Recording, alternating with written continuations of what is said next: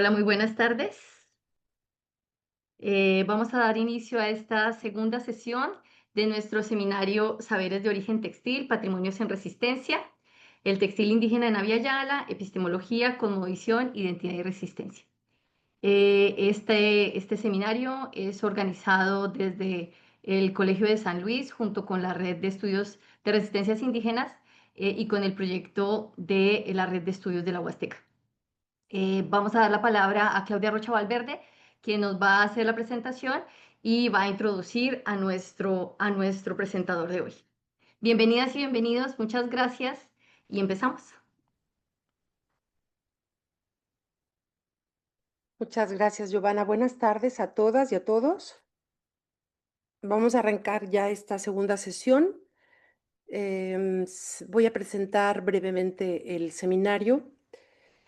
El estudio de los textiles de los pueblos indígenas en Abya Yala ha retomado su importancia en las últimas décadas, debido a hechos diversos como, de un lado, el auge de las políticas de reconocimiento del valor sociocultural y reconocimiento legal estatal de los múltiples saberes al interior de sus fronteras, y de otro lado, debido a la incansable lucha de los pueblos indígenas para la recuperación y reivindicación de sus saberes a lo largo y ancho del continente. Este seminario se propone como manera de impulsar la difusión y conexión entre personas e instituciones que desde diferentes trincheras tienden tejidos de investigación, conservación o recuperación del textil elaborado por los pueblos indígenas en Abya Yala. En esta ocasión tenemos el honor de contar con la presencia del maestro Arturo Gómez Martínez, de quien voy a leer una breve semblanza para que lo conozcan quienes, quienes estén lejos, quienes estén en otros países. Es investigador, profesor y promotor cultural, licenciado en antropología por la Universidad Veracruzana y maestro en historia y etnohistoria por la Escuela Nacional de Antropología e Historia. Es investigador titular C adscrito al Instituto Nacional de Antropología e Historia con sede en el Museo Nacional de Antropología. Sus líneas de investigación versan en la religiosidad popular y el arte de los pueblos indígenas de México, al igual que otros temas como la cocina, la milpa, la tradición oral y la historia de la Huasteca. Ha sido catedrático en la Universidad Veracruzana y la Benemérita Universidad Autónoma de Puebla. En la Universidad Nacional Autónoma de México es asesor de tesis para alumnos de posgrado.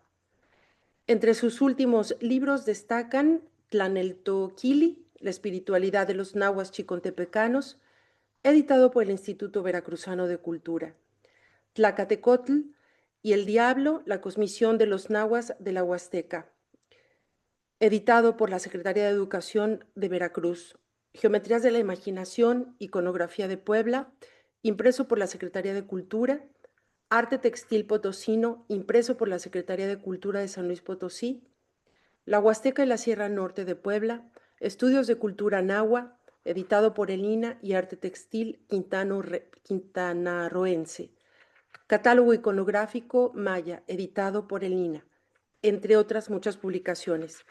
Como parte del programa de fortalecimiento y revitalización del patrimonio cultural en el Museo Nacional de Antropología, coordina el taller permanente Técnicas Textiles de Origen Mesoamericano, dirigido a artífices indígenas de telar de cintura.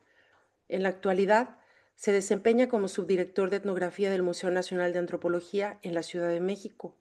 Ha ocupado cargos en la administración pública como coordinador de culturas populares e indígenas en el estado de Quintana Roo, subdirector del Consejo Veracruzano de Arte Popular y director de planeación del Instituto de Artesanías de Puebla. Bueno, pues sin más preámbulo, queremos ya escuchar al maestro Arturo. Maestro, adelante, tienes la palabra. Muchas gracias. Vamos a compartir una presentación.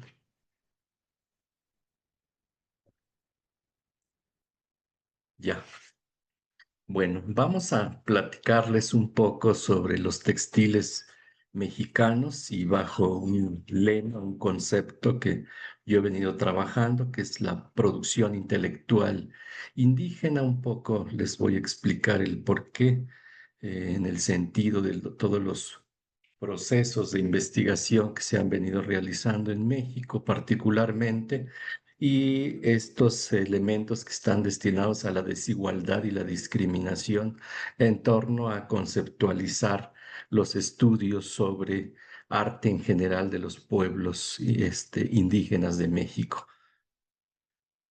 Bueno, voy a eh, dar un preámbulo de una serie de elementos sobre los textiles indígenas mexicanos en general, sobre el textil de las culturas del mundo.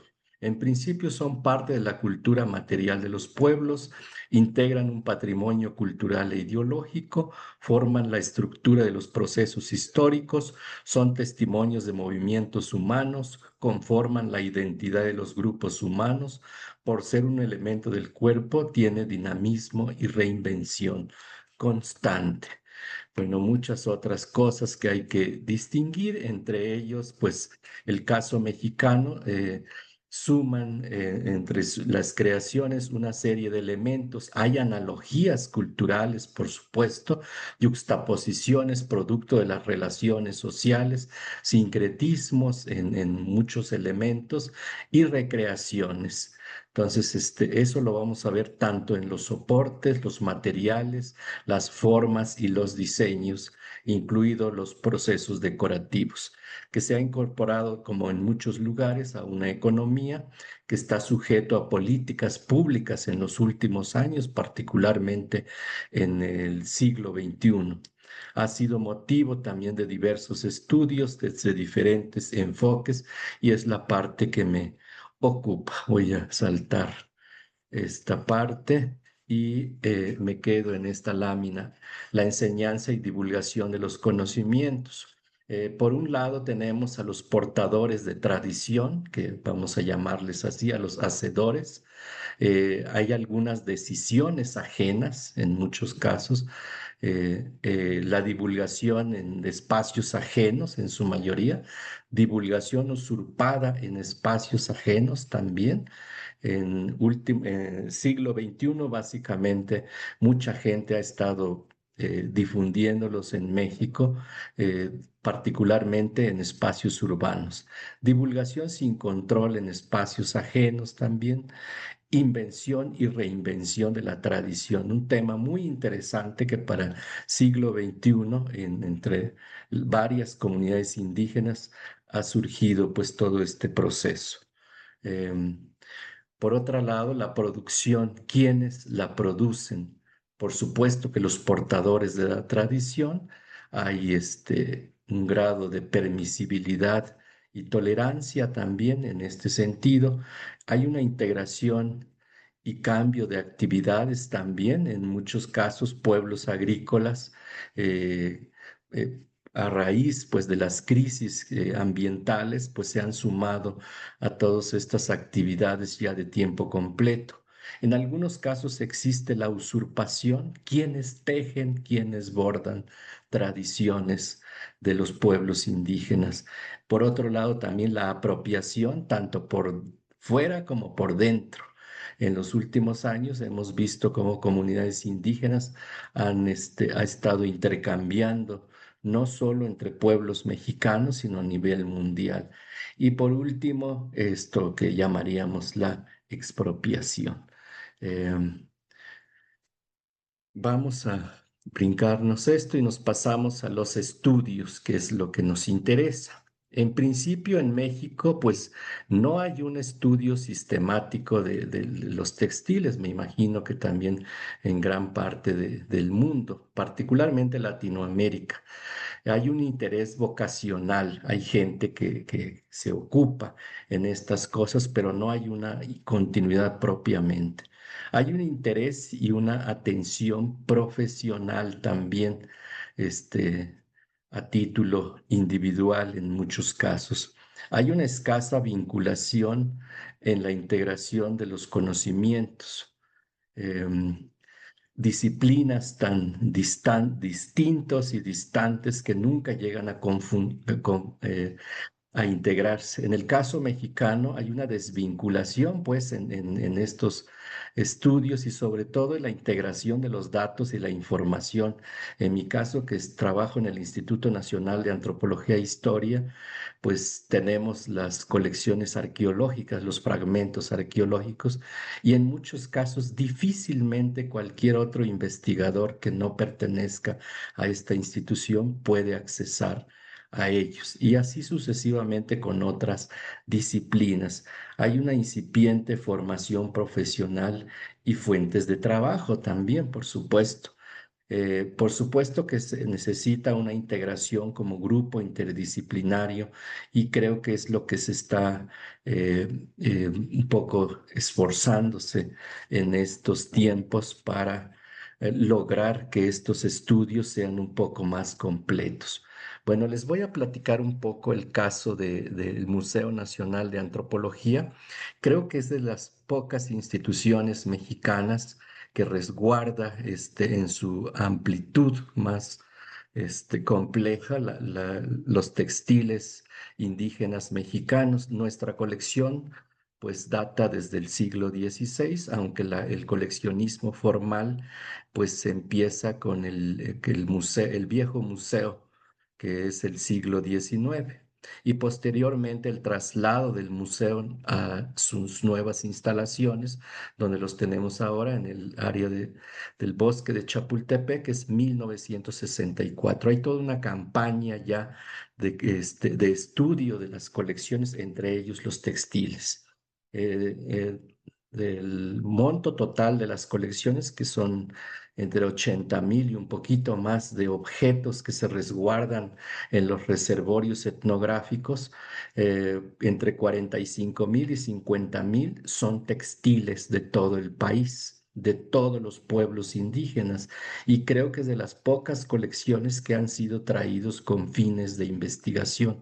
Son producto de trabajo de campo disciplinados de curadores, básicamente, y estudiosos de los pueblos indígenas. Hay un archivo fotográfico, hay diarios de campo, y por supuesto que tiene todas las fichas catalográficas cada uno de los objetos. En la imagen, por ejemplo, vemos una reunión que tuvimos con pueblos afromexicanos con la intención de integrarse en la nueva museografía que se hizo apenas en el Museo Nacional. Desde 1964 que se instaló el Museo Nacional, no había habido una reestructuración total de las salas etnográficas, y es apenas que iniciamos, y el año pasado que se concluyó toda la segunda planta del museo con 5 ejes temáticos, entre ellos una sala dedicada a los textiles mexicanos. Y bueno, nada más para cerrar esta lámina, uno de los reclamos importantes de los pueblos afromexicanos y los estudiosos de estos pueblos afromexicanos era por qué no los integramos. Es muy interesante porque entre los cuestionamientos que yo hice a los estudiosos era dónde están los objetos de cultura material para que yo los integre. Y resulta que pues casi no se conoce.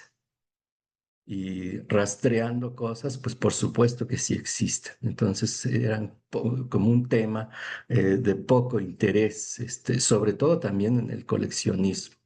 Bueno, es así que una de las salas que se integran en el Museo Nacional está dedicada a los textiles, y mirándolos como una producción intelectual, un poco alejándonos de todos estos procesos del nacionalismo mexicano que inició en los años 30, y de los cuales pues produjo pues una serie de fenómenos en la investigación y en la difusión de la cultura que tienen que ver con los nativismos, con las cosas muy locales y desechar, por supuesto, todos aquellos elementos que tienen que ver con procesos de reinterpretación o procesos de conjunción cultural y de intercambios culturales.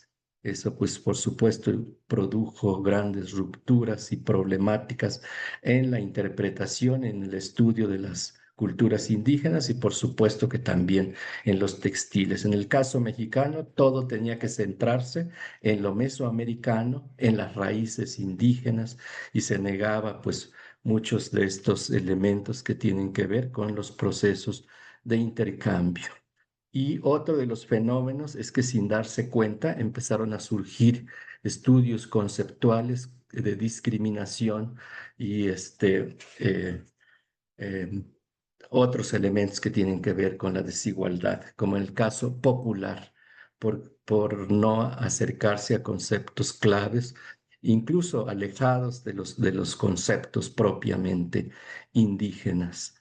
Es así como nace el concepto de arte popular, artesanía y muchos otros que no vale la pena ahorita enlistarlos aquí. Y es así como se plantea esta sala, con un estudio donde hay que destacar precisamente los conocimientos, los grandes aportes de los pueblos y comunidades indígenas, mirándolos como parte de una producción intelectual. Y dentro de los módulos temáticos, por supuesto, había que rescatar todos estos conceptos creados por las propias comunidades indígenas, su propio concepto de estética, sus conocimientos, sus conceptos de arte, en fin, sobre la parte de los procesos creativos, la contabilidad de matemática, en general, varios elementos que están ligados a la producción y la concepción de los textiles. Una de las cosas que pues no se puede negar en México son lo que llamamos las bases culturales, que los textiles mexicanos tienen una estrecha relación con el pasado prehispánico, a diferencia de muchos otros lugares de Sudamérica donde el pasado prehispánico pues se conserva solamente en los museos. En el caso de México, pues las figurillas arqueológicas los podemos comparar con los pueblos contemporáneos. Las formas de los vestidos pues siguen vigentes, 3.500 años de historia, siguen vigentes pues en las comunidades. Y la sala comienza con esta vitrina donde disponemos de una figurilla de Jaina Campeche del 600 después de Cristo, donde el formato de su huipil es completamente idéntico a un huipil, a un vestido de estos contemporáneos de los años 70, 80 de los Altos de Chiapas, el sur de México, colindancias con Guatemala. Muchos otros elementos, como el telar de cintura, pues se sigue trabajando en las comunidades indígenas. Asimismo, elementos mitológicos como el pájaro que está posado sobre el telar de esta figurilla de Jaina, con otros conceptos y mitos que se narran en el sureste mexicano, particularmente con los pueblos mayas, con el colibrí o tzunún en su propia lengua, formas del vestido que aparecen tanto en figurillas, esculturas, como en los códices, pues eso los vamos a encontrar. Desafortunadamente, México, pues el clima no permite, no ha permitido la conservación de muchos de los textiles. Eso no significa que no existieron o no hubo esta gran riqueza, particularmente en las técnicas de tejido, que no hay tantos registros. En la imagen, por ejemplo, vemos un fragmento de este tejido de un fardo mortuorio de Zimapán en el centro de México, de filiación otomí, de más o menos entre 900 y 1200 después de Cristo, donde vemos precisamente cómo tejían los flecos de los paños. Y no eran anudados, sino todo se hacía con estas tramas discontinuas que si uno no sabe distinguir llega a confundirlo con ciertos anudados europeos, pero estos se hacían en telar de cintura. Lo mismo, tramas discontinuas para crear encajes. Eh, Muchos otros datos, por ejemplo, que se han confundido y se han negado, como este bordado que se encuentra aquí en las orillas de la trama discontinua, que es un anillado que refuerza precisamente los tejidos de trama discontinua de estos encajes. Por ejemplo, discriminadamente en México se ha dicho que no existió el bordado porque no hay evidencia. Sin embargo, los pocos fragmentos que tenemos, pues hay algunos pocos, un 2% del total de los bordados que existe. Por lo menos el anillado y el pespunteado existe en arqueológico. Tejidos tenemos muchísimos que también llegaron a confundirse con estos deshilados europeos, vainicas y deshilados europeos, que algunos estudiosos contemporáneos que se dicen especialistas, pues han llegado a confundirlos y han creado algunos caos por ahí de interpretaciones y sobre todo también de políticas públicas con la patrimonialización. Este es un fragmento arqueológico de Chilapa, Guerrero, en el sureste mexicano, de gasa reticular con tramas discontinuas y teñidos con grana cochinilla. Algunos fueron pintados ya a inicios de la colonia, algunos códices como este lienzo de Tuxpan de la Huasteca, donde destaca principalmente el fino tejido de tafetán con hilaturas incluso comparables al calibre de un cabello, lo cual nos habla de estas tecnologías complejas también, sobre todo en las costas, costa del Pacífico y costa del Golfo, que se crearon tejidos sumamente complejos en el sentido de la calidad.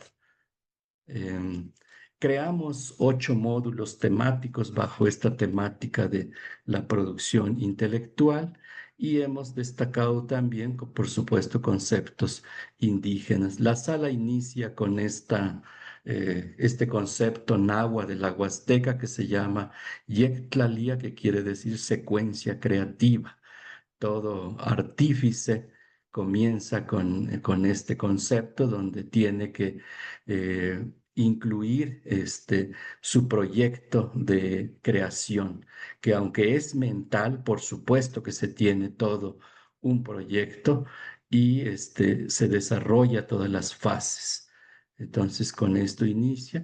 Y bueno, una de las cosas importantes también que habría que destacar y se destaca en esta sala son las materias primas importantes con el cual fueron tejidos y son tejidos los textiles contemporáneos. De raíces mesoamericanas, pues tenemos las agaváceas en el centro de México. En las zonas boscosas, el líber de algunos árboles, como la Urera baxífera o chichicastle, también algunas yucas como el llamado izote, el heliocarpus que está en el centro aquí de la imagen, llamado jonote, y por supuesto que en su mayor parte el algodón. También, pues, en los estudios implica dónde están estas materias primas y quiénes son los que lo trabajan. No es lo mismo estudiar arqueología textil en el centro de México que en la costa del Golfo, donde por supuesto que el algodón va a tener una valía distinta, porque no hay ausencia de este material. ¿Qué nos llega? La lana de las ovejas, la seda de gusano, aunque existió un tipo de sedas que son producto de unos nidos de algunas mariposas, pero se trabajó muy poco en México y tenemos pocos ejemplares etnográficos históricos también. El lino también fue un elemento que se introdujo. Bueno, Es así como las vitrinas fueron concebidas, que se vieran de ambos lados, que se puedan visibilizar, el visitante pueda darle la vuelta a la vitrina. Y una de las cosas que destacamos son los algodones pigmentados y las variedades de algodones tan complejas también que existen en México. Tanto arbóreas como herbáceas, y de fibras muy cortas y algunas de fibras medianas. Poco se conoce también esto en México y todo su proceso de trabajo desde abatanar, por supuesto, limpiar, abatanar hasta preparar. Y aquí tenemos pues todo el conjunto de fibras que se utilizan en México. Em, bueno, las materias primas tienen que ver con el entorno donde viven los artífices. Por supuesto que en las zonas de alta montaña va a haber otros materiales. En las zonas cálidas vamos a tener otro tipo de materiales. Y a veces la misma especie da productos distintos, como en el caso del algodón, dependiendo de los tipos de suelos, incluso en una misma región. La Huasteca, por ejemplo, tiene una gran diversidad de algodones pigmentados que van desde tonos marrones a estos tonos azulados, verdosos, pasando por los blancos y los ocres. Bueno, tenemos también una vitrina que nos habla pues sobre todo este proceso tecnológico, el hilado, los usos y los contrapesos de estos usos, y se combinan por abajo de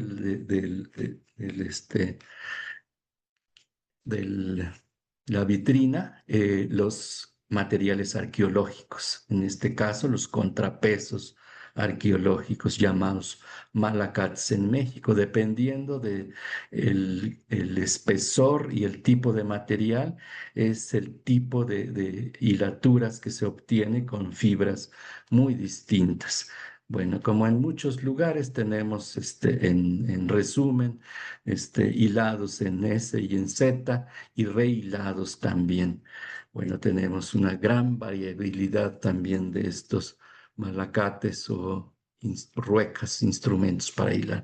Formas de hilado también son sumamente distintos dependiendo de las regiones de México, y verdaderamente es una destreza y una habilidad donde se logran calibres pues de diferentes grosores, y de diferentes tipos de materiales. La estructura del telar, pues también es sumamente complejo en México. El norte de México tenemos estos telares, verticales, que se parecen mucho al suroeste de Estados Unidos y también el sur de América. Telares de piso que se pueden tejer telas sumamente anchos. A diferencia del occidente al centro y sureste de México, que el telar de cintura va a cobrar mucha importancia, y para lograr amplitudes se tienen que unir los lienzos. Bueno, técnicas pues distintas se van a lograr en estos telares. En un mismo telar pues se pueden cambiar de técnicas distintas. Tenemos también otros herramientas de hilado, unos coloniales y otros híbridos que se fueron surgiendo en el proceso histórico, como en la zona de la Huasteca, estas ruecas, volantines, que sirve para hilar sobre todo agaváceas. Este, el urdido también varía dependiendo de la fibra que se va a tejer. En el caso de las agaváceas, los urdidos se hacen dependiendo del largo que tiene la penca o la hoja de donde se obtiene la fibra, mientras que las hilaturas continuas permiten urdidos mucho más complejos, como vemos en esta imagen, los urdidos que sirven para estructuras que tienen que ver con las urdimbres suplementarias o flotantes también, mientras que el algodón en algunos casos se han adaptado a estos urdidores casi portátiles. Lo mismo el telar de cintura, pues no es lo mismo tejer agaves, incluso telas abiertas como el de la derecha, que son los llamados ayates, telas ralas, incluso algunos no son de telar de tejidos, pues propiamente de enlaces, sino son estos tejidos enlazados. Algunos están mecanizados con este tipo de marcos que al parecer no son de origen mexicano, sino se introducen en el periodo histórico. Pues muchos de ellos vienen del norte de África, quizás. Algunos sí hay este, conocimiento pues equiparable para tejer bordes, sobre todo los flecos, que los tenemos tanto en México, arqueológicos, etnográficos, pero también muchos de ellos vienen del norte de África que pasan vía España hacia América. Entonces también es importante revisar estos elementos. Estos son las telas ralas, tipo tafetanes abiertos con agaváceas que en México se llaman ayates, tejidos muy complejos, compactos, como estos, eh, las flotaciones de urdimbre, pues este, los tenemos básicamente con fibras de lana. Un tema importante que también se destaca en esta sala es la diversidad textil dependiendo del clima, por lo menos dos aspectos: los climas fríos y los climas cálidos. Los climas fríos básicamente de alta montaña, que van a tener materias primas muy distintas y van a desarrollar técnicas textiles también, por supuesto, distintos. Hilaturas gruesas, no es porque sean flojos o no los quieran desarrollar, sino porque el medio ambiente donde habitan así lo pide. Mientras tanto, en las zonas cálidas, esto es el clima frío, por ejemplo, todo lo que se desarrolla con lanas, con algodones, incluso técnicas, también las sargas van a destacar aquí. Mientras que en la parte de tierras cálidas esto es para la lluvia, los abrigos de lluvia, los capotes. En tierras cálidas van a destacar todas estas técnicas abiertas, gasas figuradas, tramas discontinuas y tramas envolventes, que más adelante vamos a explicar qué son esos. Y el cuerpo se trasluce, también esta noción también de concebir el cuerpo, incluso torsos desnudos también, y en el proceso histórico la incorporación de telas, la apertura comercial de México después de la independencia permitió la introducción de telas de lino, y también hilos de seda mercerizados que se importaban desde Inglaterra o desde Francia, desde Alemania. Incluso no solo llegaban los materiales, sino también el siglo XIX significó toda esta gran apertura, pues creativa. Y también la concentración de los conocimientos que van a fluir por los continentes. Muchos de los libros de bordado van a llegar a México. Entonces también imágenes, sobre todo esteliformes, que se van a difundir en muchas culturas de México y que van a definir también sus identidades, pero no son tan antiguas. Mientras tanto, muchas otras técnicas de origen prehispánico van a sobrevivir sobre todas estas calidades de gasas tan complejas. Bueno, también tenemos todos estos procesos históricos de los cuales ya he estado hablando. Es importante reconocer todas estas interacciones culturales, y cómo hubo estas grandes relaciones entre Asia, África, Europa y por supuesto el sur de América también, que llegaron muchas cosas a México eh, en el proceso colonial novohispano principalmente. Tenemos una vitrina que llamamos Raíces Ancestrales, donde disponemos de dos recursos. Por un lado tenemos destacando las formas de los textiles de origen mesoamericano, como les decía, por lo menos 3.500 de proceso histórico.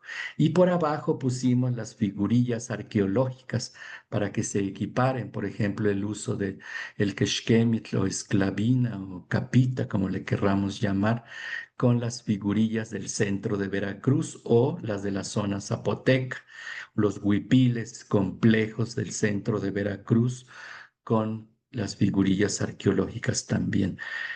Poco se ha destacado, por ejemplo, en México, las camisas, que en Sudamérica, sobre todo el Perú, se destaca mucho, el uncu. Sin embargo, en México poca importancia se le ha dado, sin embargo, los tenemos también en figurillas arqueológicas, básicamente del occidente de México. Incluso figuras con el torso desnudo, como vemos en esta parte. Y es un poco la equiparación para que el público pueda irlos viendo, como en este caso el quexquemitl etnográfico con el uso del quexquemitl arqueológico o la figurilla de las tumbas de Tiro del occidente de México con las mujeres de la Mixteca. Bueno, vuelvo a destacar este textil arqueológico que eran muy delgados precisamente para climas muy fríos. Y esto ha desatado mucha polémica en México entre la equiparación con estos deshilados europeos que por supuesto no tienen ninguna comparación cuando uno aprende a estudiar estructuras textiles. Si se fijan, cada uno de estos triángulos están tejidos aparte y no están ni deshilados ni bordados. Solamente arriba tiene este refuerzo de cadenilla o eh, que está hecho con aguja, un tipo de bordado anillado. Bueno, una de las cosas también que mostramos, también bastante polémico, es el comercio y las influencias con Asia. México pues tuvo una gran relación cultural con Filipinas y de ahí pues con todos muchas otras latitudes de Asia. Pero ¿cómo llegan? Por supuesto que no va a llegar de un día para otro. Tuvieron que tardar muchísimos años, siglos. Lo primero que empezó a equipararse es el maque con esta vasija que tenemos, que es un tipo de decoración que se hacía con tierras y con grasa de animales, de gusanos. Y lo primero que cambió fue su decoración. De tener figuras geométricas, se adquirieron pues todas estas imágenes europeas. Estamos hablando del siglo XVI, mientras que en el textil es hasta el siglo XVIII, XIX y el XX, básicamente, mediados del XX, que comienzan a incorporarse, lo cual decimos que estas influencias pasaron primero a otros soportes como el maque, la cerámica, muchos otros, y posteriormente al textil. Incluso las cerámicas de Europa, sobre todo de Talavera de la Reina, tuvo mucha influencia también las imágenes decorativas hacia los textiles, incluso hacia los baúles. Los llamados mantones de Manila, por supuesto, que sus decoraciones influyeron mucho en el sureste mexicano, pero primero pasaron a los maques y después pasaron a los textiles. Y estamos hablando ya casi siglo XX. No fue tan así directo. Bueno, ya hablamos un poco de esto. Aquí vemos un poco con imágenes ampliadas de todos estos dibujos libres que fueron creados. Este magnífico huipil mazateco tejido en 3 lienzos como el formato prehispánico y con técnicas de gasa reticular y gasa compuesta, posteriormente fue bordado con estas imágenes, con muchas influencias pues de otras latitudes. Los aportes novohispanos también pues tenemos que reconocer muchísimo. creo que el 98% de los bordados mexicanos, pues no son nuestros, son influencias de muchas otras latitudes, particularmente Europa, pero también del norte de África pasaron muchas cosas, pero también de Asia, sobre todo en la Huasteca, los pueblos de origen Tenec que bordaron todos estos hilvanados perpendiculares que se parecen mucho a estos bordados japoneses que se utilizan para remendar ropa, pero en México es decorativo. Y las formas de las blusas, pues los de abajo son mexicanos y los de arriba son rumaníes. Entonces también hacemos este comparativo con el préstamo de colecciones de otros museos mexicanos, precisamente para ejemplificar. El dibujo libre, pues pasa en este momento. También del Medio Oriente tenemos pues todos estos bordados que se parecen mucho a Chicontepec en la costa del Golfo de México. Y pues estos dechados europeos, vainicas, deshilados, anudados reticulares sobre lienzos, pues van a tener una clara influencia, particularmente entre la población afromexicana que van a aprender estas labores. Una de las cosas en México, por ejemplo, que nos han educado en la educación pública es que la población africana siempre fue esclavizada. Siempre los miramos así, pero cuando estudiamos todas estas imágenes novohispanas, vemos cómo acompañaban pues a familias nobles españolas y por supuesto eran los que remendaban la ropa, los que confeccionaban la ropa. Entonces en la imagen tenemos a un sastre de descendencia afro. Y pues muchas de estas técnicas vainicas, deshilados, reticulares, anudados, van a existir en México. El de la derecha es uno que está en polémica en la península de Yucatán, que todos los que sí conocemos estructuras de tejido, decimos que eso es un bordado europeo y que están básicamente en estos dechados que los tenemos en las colecciones. Y es esto que les digo, que no hay un vínculo entre los estudiosos. Muchos no revisan colecciones y suelen afirmar incluso mucho más grave cuando hacen iniciativas de ley para patrimonializar cosas que no tienen un origen mexicano y no necesariamente tiene que tener, pero precisamente en la defensa dicen que es el bordado de origen mexicano. Este que se llama Xmanicté en México es un bordado anudado reticular que es decorativo, a diferencia de muchos otros deshilados que sirven para surcir.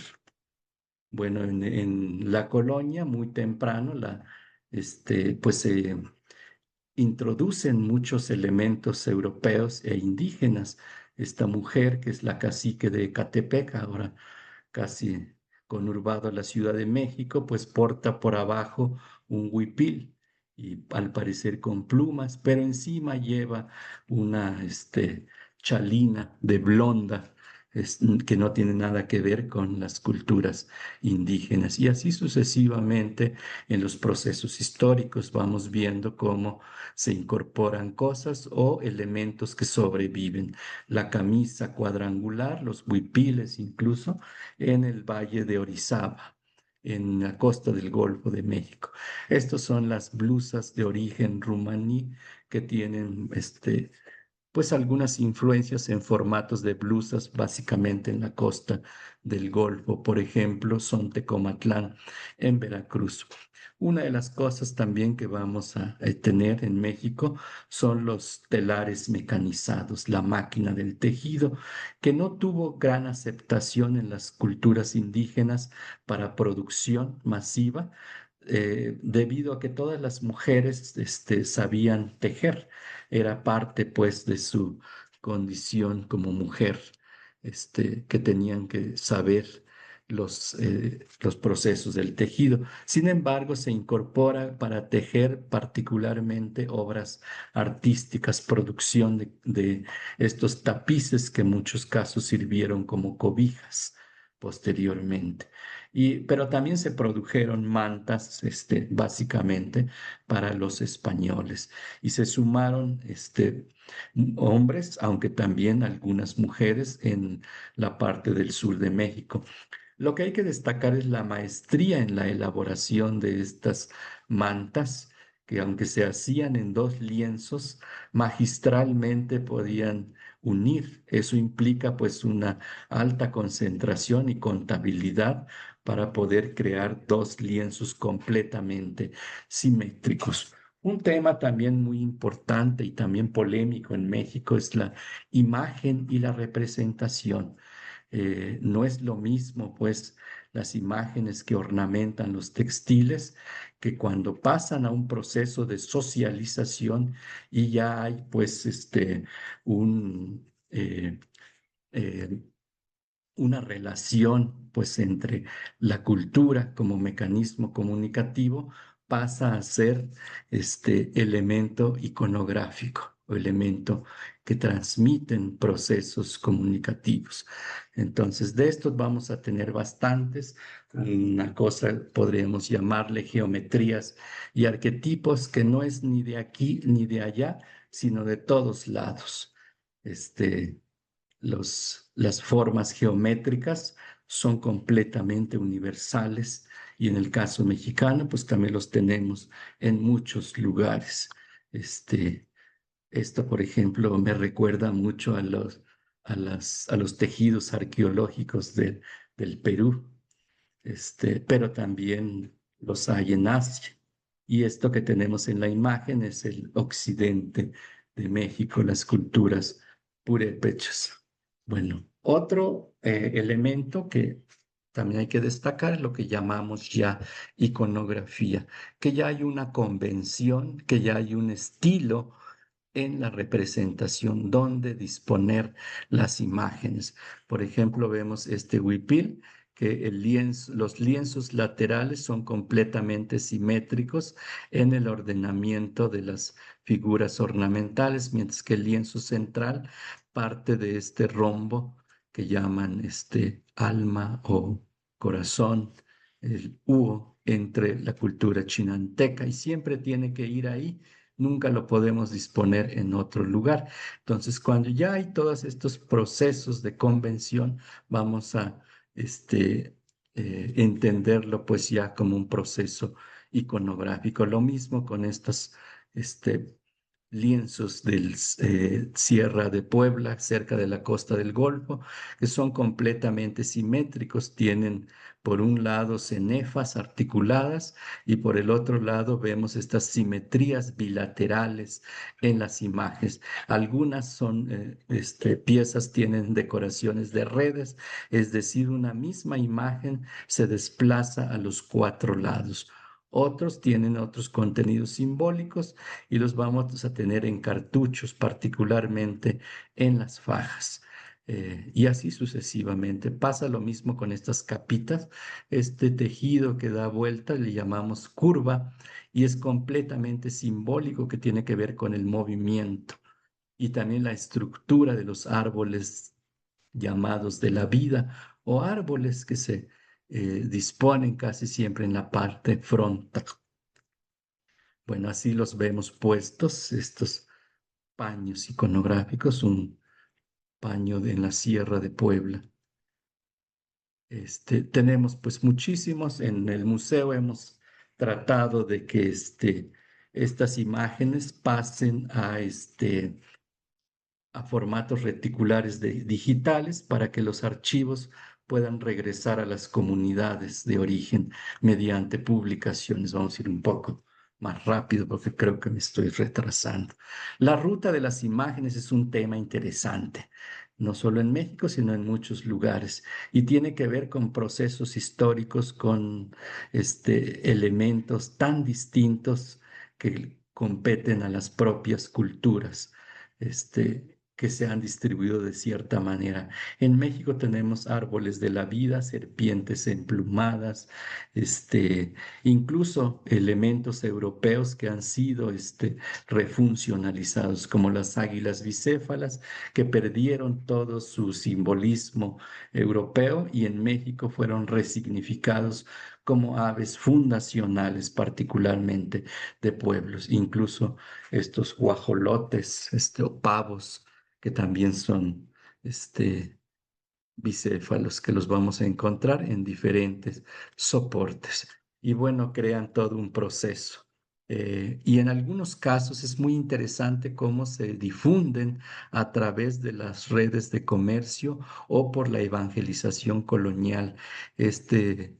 Esta águila bicéfala, por ejemplo, en el centro de México lo vamos a encontrar completamente idéntico, con los mismos puntos, con las mismas puntadas hacia la zona del noroccidente, con coras, huicholes y tepehuanes. Bueno, también tenemos representaciones de mitos muy locales.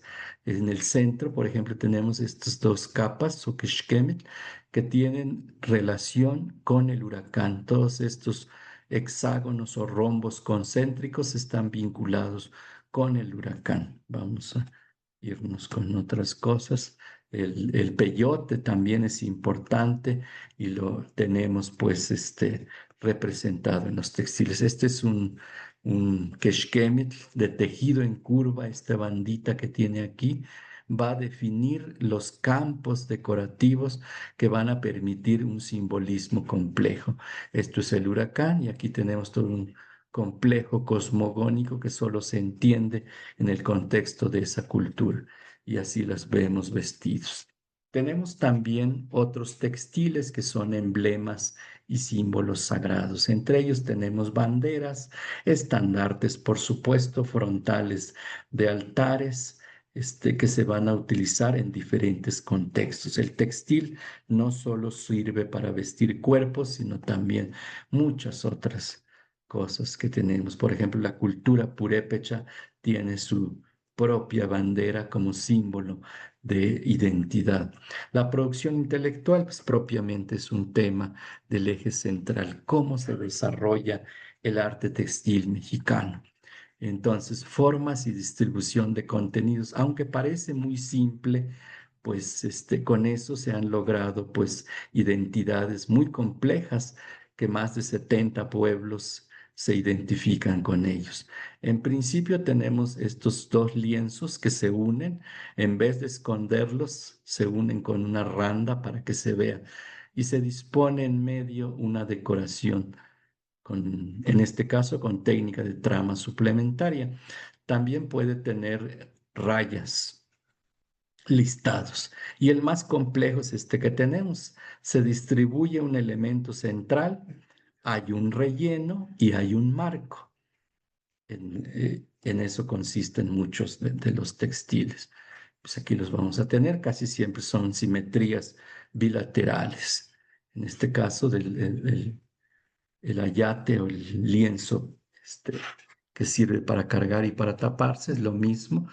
Se aprecia la unión de los lienzos y no necesariamente el mismo color en el labrado del dibujo. O sea, la concepción estética es distinto.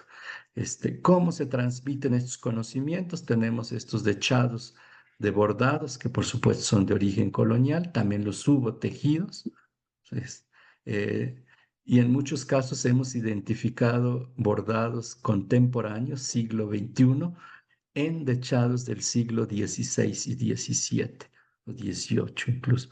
Las hilaturas más delgados que un cabello verdaderamente es una proeza en comunidades del Golfo de México. Las niñas, por ejemplo, se les enseña, en vez de pasarles trama a los tejidos, se les pone palitos para que puedan eh, visibilizarlos más, con más aprecio. El, un densímetro de hilos también es interesante, cómo miden los calibres de los hilos, media uña, un dedo, el cabello, incluso la unidad mínima pues de una hilatura es propiamente el cabello. Y los tejidos complejos, como esta gasa mecanizada, en este caso creo que tiene poco más de 40 lisos, pero tenemos en nuestros acervos hasta de 120 lisos para que el dibujo se mecanice completamente con técnicas muy distintas que más adelante vamos a mirar. Bueno, aquí los tenemos ya de cerca estos techados, y pues que se van repitiendo en muchas partes de México. También es difícil adjudicar una imagen a una cultura, a un pueblo. Y aquí pues hay que pensar muy bien cuando en las políticas públicas se pretende adjudicar y patrimonializar las imágenes. En México hay una gran ruta de las imágenes muy compartidos. Por ejemplo, esta mujer del centro de México, de filiación otomí, tiene imágenes muy similares al norte de México y en la parte de la costa del Golfo. Y algunas imágenes pues son también de filiación europea. Sin embargo, las técnicas de tejido, eso sí son de origen mesoamericano. En el centro tenemos pues estos llamados tejido en curva que son exclusivos de Mesoamérica, por lo menos no los hemos encontrado en ningún otro lugar y tienen una vinculación arqueológica. Pues tenemos también estos confites, tramas, gasas figurados, telas dobles, triples, cuádruples e hilos flotados. Hay diversas técnicas que les voy pasando muy rápido para no concentrarnos. La urdimbre flotante, la urdimbre suplementaria, la tela doble, la trama suplementaria en muchos casos. Estas tramas discontinuas se han llegado a confundir con deshilados, pero en realidad se tejen en telar de cintura, una trama discontinua simple, y estas gasas sumamente complejas miradas en microscopio, y vemos cómo hay un pedacito de tafetán y un cachito de gasa reticular, y luego estos conjuntos de cintas que se van envolviendo, y en las comunidades de la Sierra de Puebla les llaman cacahuates. Bueno, los confites, tejidos en todas las culturas los vamos a tener. Este es el tejido en curva. Tenemos la trama envolvente, un tipo de encaje también que se tejía y se sigue tejiendo, que son 3 pasadas de tafetán, y el cuarto jala los de abajo para crear un orificio. Y el que no conoce de técnicas llega a confundir con los deshilados europeos.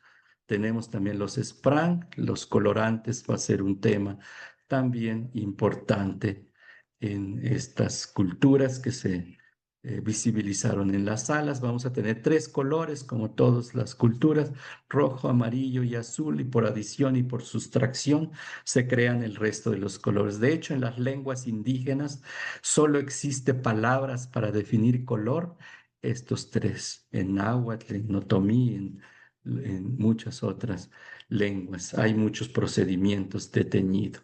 La estética, pues también lo vamos a encontrar en diferentes confecciones, y cómo se disponen, pues, estas técnicas y las imágenes. Hay procesos creativos también contemporáneos, como estos tan polémicos llamados tenango.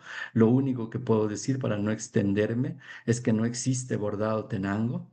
Es un estilo de la representación creado entre la segunda mitad del siglo XX, como lo demuestran las colecciones y muchos otros documentos, pues, basados en el estudio de estas piezas.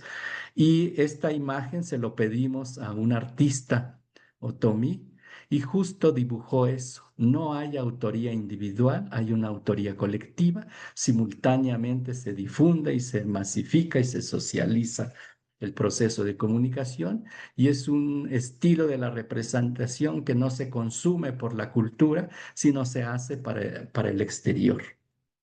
Este, Se transmiten muchas cosas. Bueno, el cuerpo, el diseño y la identidad se definen en las formas de los textiles que tenemos, los huipiles de lienzos laterales, de 2 lienzos, de 4 lienzos, 3 lienzos y de un lienzo. Y con esto se crea toda la historia de la forma textil femenino, el llamado huipil. Este, Como lo vamos viendo. El quechquemitl es también una capa que también es de origen prehispánico y se hacen de 2 lienzos y de un lienzo y se utilizan también de diferentes maneras. Incluso se pasa por debajo del hombro, de la axila y en ocasiones parece collar, no tapa gran cosa. Los peinados también son un elemento importante en este caso de la feminidad, como recoger el cabello y de adornarlo. Lo mismo las faldas, los enredos, estos llamados guanengos. No sabemos si es una analogía prehispánica o también inspirado en estas faldones europeos, sobre todo españoles, este, y que se encuentran en México. Otros como tienen mucha relación con los dinteles arqueológicos. Bueno, aquí los tenemos en contexto etnográfico, todos estos peinados, tanto para fiestas como para ocasiones especiales. El petop de las mujeres Tenec de la Huasteca y las mujeres de la Sierra de Puebla, incluso cómo acomodarse los enredos. Para el ciclo de la vida, pues también hay textiles, no solo los de uso cotidiano y de cualquier fiesta. Casarse no es cualquier cosa, por lo tanto hay textiles específicos en este sentido y que pues se dan en este proceso de fiestas del ciclo de la vida. También tenemos el poder simbólico que tiene que ver las autoridades. Del lado derecho tenemos el Shitá, que representa un ancestro, pero también es una autoridad. Tenemos también el mayordomo de los Altos de Chiapas y un militar del sureste mexicano. Este es, por ejemplo, el general Maya, que le declararon la guerra a México en el siglo XIX y México los combatió hasta en 1902, que ya se sellan las bases y se incorporan a México. Y gracias a eso México perdió gran parte de su territorio, que ahora pasó a Guatemala, hasta toda esta parte del Petén, Itzá hacia el norte, que pertenecía a México. Bueno, muchos procesos históricos también, lo mismo Chiapas. Y vemos que lleva un pantalón con un decorado deshilado muy interesante, y un arete de oro y una vara de justicia. Este es el detalle del pantalón que tienen estas ranas muy parecidos a las dinteles arqueológicos, pero está hecho con una técnica europea. Estos son los famosos shitas, que son ancestros, y este es el mayordomo de los Altos de Chiapas. La ropa masculina, pues no sobrevivió mucho, es lo que más se combatió. El braguero casi se quitó y lo que sobrevive son las fajas que funcionan como si fuesen bragueros, las tilmas, pero las camisitas sí siguen existiendo. Estos formatos prehispánicos siguen existiendo hasta la actualidad, al igual que las túnicas. Eh, y aquí los tenemos pues en diferentes formas, las camisitas o chalequitos, a veces con mangas y en otras veces sin mangas. Y estos son los ayates que tenemos. Son un tipo de paño de 2 lienzos que servían lo mismo para taparse del frío o para cargar también productos. La ropa de los seres sagrados pues también es importante. Se realizan en miniatura y con técnicas muy sofisticadas estos ropas para los santos, pero también para ciertos dioses de origen indígena que todavía se practican en México. La Santa Cruz, que es la ceiba, el dios del maíz, la señora ancestro Otomí y la señora del agua, Nchumpodeje, que es una deidad Otomí que se le rinde culto en el mes de mayo para petición de lluvias. Esta es la Santa Cruz en su contexto y esta es, por ejemplo, la diosa en su contexto en la cima de los cerros. En el mes de mayo se les rinde culto. Bueno, las cosas em, de las dinámicas culturales los vamos a encontrar también pues en muchos contextos. Tenemos por un lado los paños, también bastante polémicos, que si tienen relación mesoamericano, que si es europeo, que si viene de otras latitudes. Lo más que podemos decir nosotros es el uso y la función. No les llamaríamos rebozos, sino paños, y que sufrieron todo un proceso de transformación hasta llegar a lo que ahora conocemos como el paño de que se distribuye en el centro de México, Tenancingo, y el paño que se distribuye en Santa María del Río, y por otro lado los paños desarrollados por culturas purépechas, mientras el resto que tenemos tienen un origen completamente distinto. Y aquí hay un bagaje de cómo se usaban estos paños en el periodo prehispánico y cómo los tenemos a nivel etnográfico, incluso con elementos simbólicos. Estos paños están cerrados a los cuatro orillos y después le crearon un fleco suplementario. ¿Qué necesidad cuando se podía dejar el fleco estructural? Pues tiene que ver todo con una forma ideológica, que la ropa no es propiamente un objeto, sino tiene cierta vida, cierto ánimo, y por lo tanto no se pueden cortar. Por eso en México la ropa es muy limitada en las formas, porque son paños o telas cerradas a los cuatro orillos. Si uno le mete tijera, mata la pieza y por lo tanto ya no protege el cuerpo. Bueno, vamos mirando rápidamente cómo se transforma. Por supuesto que también existe la moda. Cada año o dos veces al año cambian en algunos pueblos la decoración de los vestidos, incluso cómo se ha introducido la máquina de coser. Este, y en el norte de México se perdió toda la estructura de las formas prehispánicas y tenemos influencia de la moda inglesa y francesa del siglo XIX del suroeste de Estados Unidos, que baja hacia México. Tarahumaras, por ejemplo, no los vamos a ver con huipiles o con cosas hilados a mano, como sucede en el centro de México. Y la maestría, pues, de estas máquinas, pues, también de moverlas manualmente para crear dibujos. Y bueno, vamos a tener todas estas cosas que ofrece la industria, las van a ir incorporando, por supuesto. Lo mismo en el vestido masculino. Y adaptaciones, por ejemplo, esta camisa tiene una fajilla tejida en telar de cintura, mientras que la forma, pues, es completamente europea. Kikapús entre México y Estados Unidos, pues tenemos también todas estas ropas.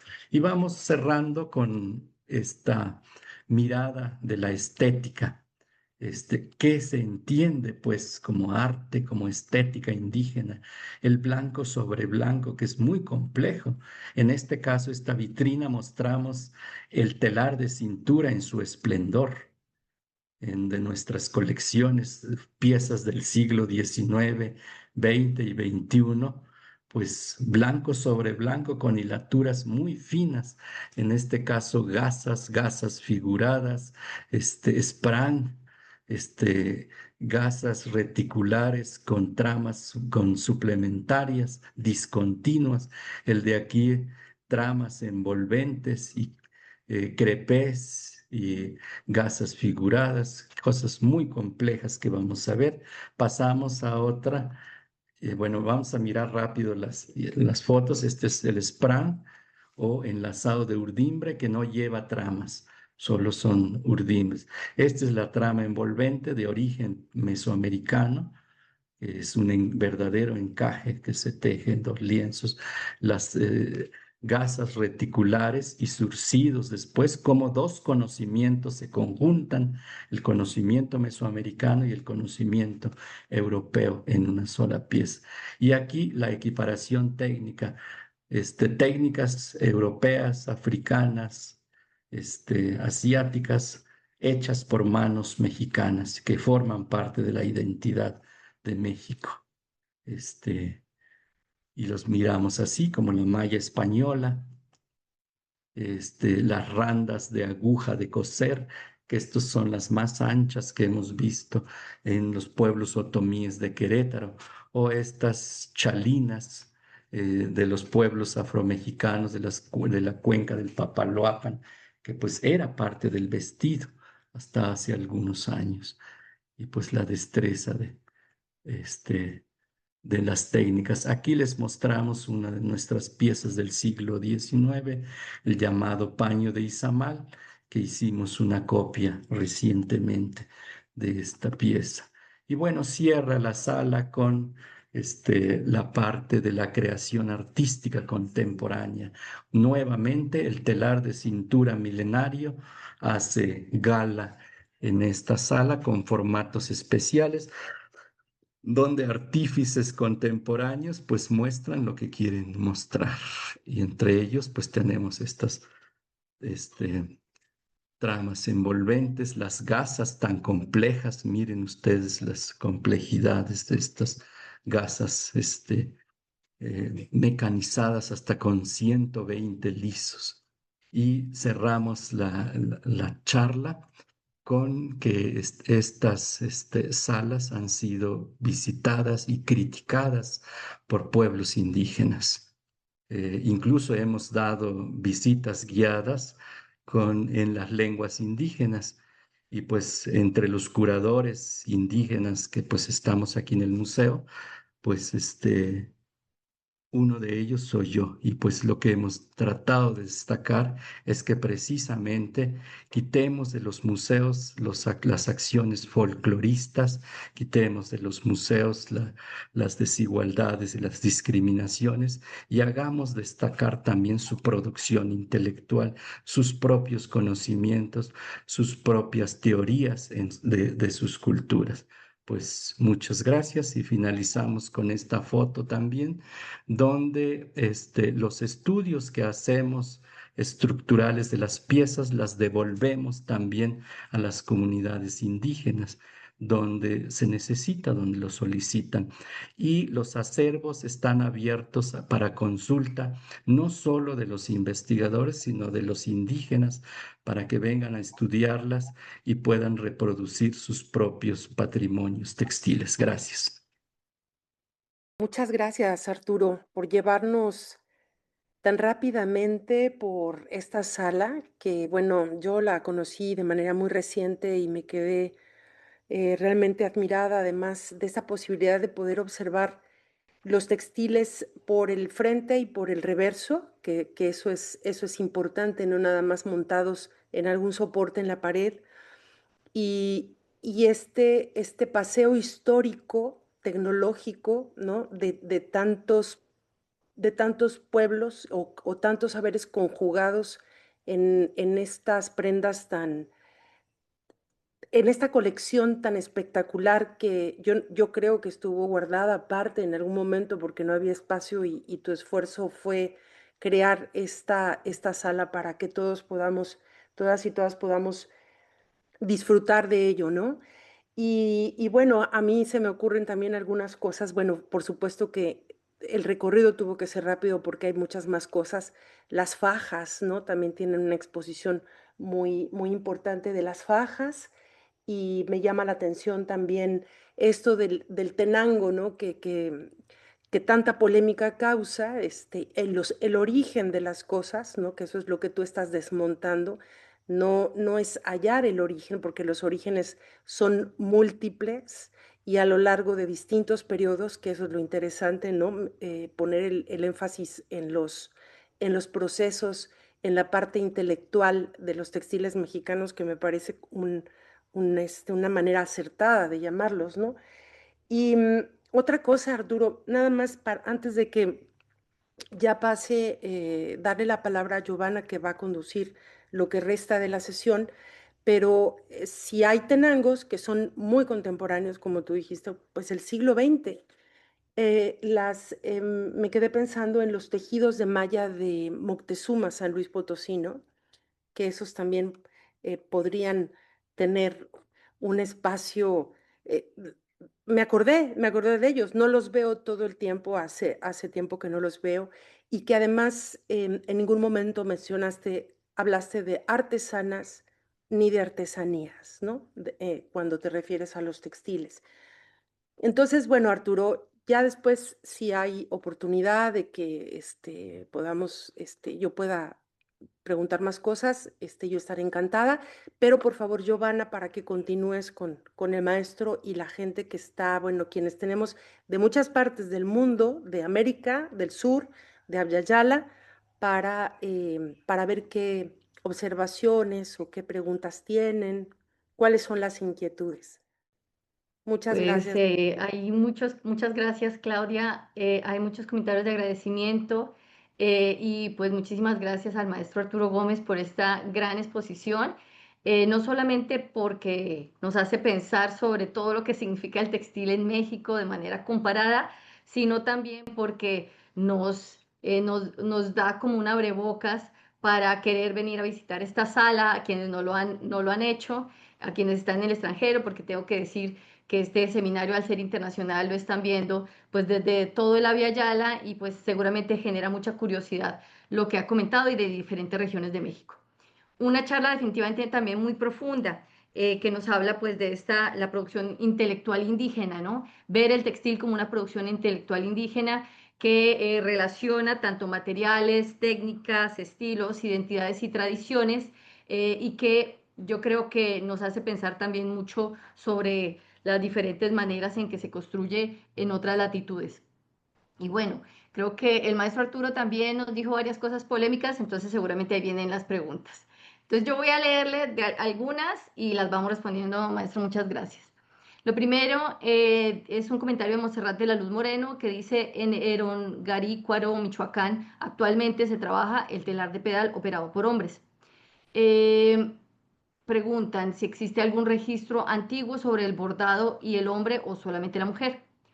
Creo que es el maestro Alejandro de Ávila del Jardín Etnobiológico de Oaxaca que nos dice una pequeña corrección biológica, estimado Arturo. El maque incorpora grasa de aje, que es un hemíptero, no un gusano. Es un conocimiento bastante detallado que seguramente se entiende más entre ustedes. Bueno, hay muchas felicitaciones. Dicen, por favor, varias personas, aquí las voy a unificar, que dicen que por qué se indica que no existe el bordado tenango.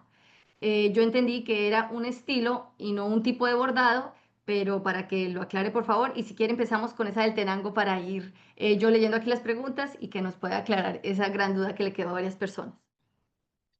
Bueno, una de las cosas que hemos tenido muchos problemas en México es precisamente confundir técnicas que son universales y estilos de la representación, variantes incluso. Las técnicas de bordado no es ni de aquí ni de allá, son de todos. Para siglo XXI es de todos. Por lo tanto, no existe técnica tenango. Se hace con una técnica llamada al pasado de tambor, o sea, se dibuja primero y lo que es importante, lo que hace llamarse tenango es su estilo de la representación, las formas en que se disponen las imágenes sobre una superficie. Sí, y agradezco al doctor Alejandro precisamente dije que el maque pues es de origen animal, pero no lo dije muy este, directamente. Hay como dos fuentes, es el gusano, el aje, que es precisamente un gusano que se le saca la grasa, y también las semillas, en este caso la chía y otros quizás fueron utilizados. No hay, también hay pocos estudios sobre ello. No vamos a entrar en tanta polémica de eso. Yo nada más lo ponía de ejemplo cómo sirvió de soporte, porque también hay que tener cuidado como decimos las cosas. No pasaron directamente las influencias en el siglo XVI. Tuvieron que pasar muchos procesos, es lo que digo que también tenemos que tener cuidado. En el caso del sureste mexicano, particularmente con todos estos bordados libres, es hasta el finales del XIX y la segunda mitad del siglo XX cuando empieza a desarrollarse. O sea, y eso se mira en colecciones precisamente. No hay más evidencias. Entonces sí es importante para afirmar o decir algo, hay que tener mucho cuidado en cómo tratamos la información.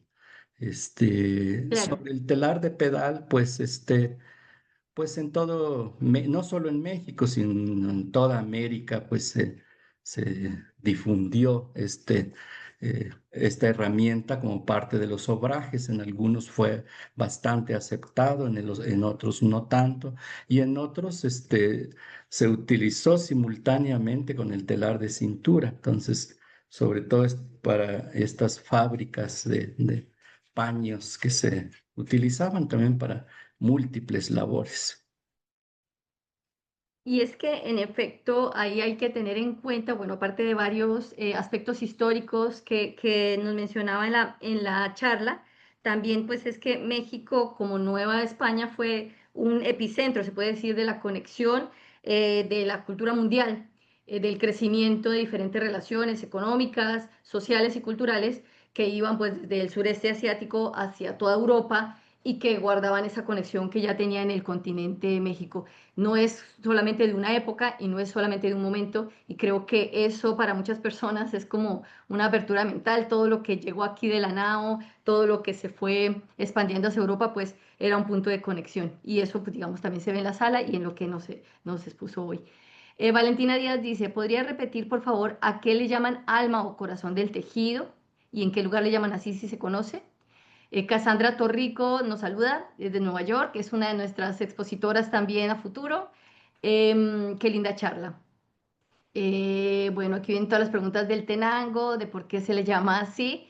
Y bueno, para todas las personas que mencionaban que era mucha información, todo esto es parte de la sala del Museo Nacional de Antropología y bueno, obviamente es muy amplia, hay muchísima información, pero esta charla va a quedar colgada en nuestros canales de YouTube para que la puedan volver a ver.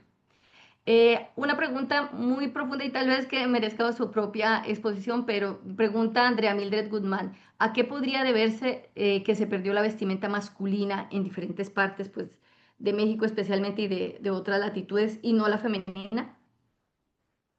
Bueno, en principio las normas, las leyes que tenían que ver con la ética y la moral cristiana, entre comillas, influyó mucho. En México los hombres casi no se cubrían más que con un paño eh, para sus genitales y casi andaban semidesnudos y se tapaban con mantas, básicamente. Entonces, pues eso no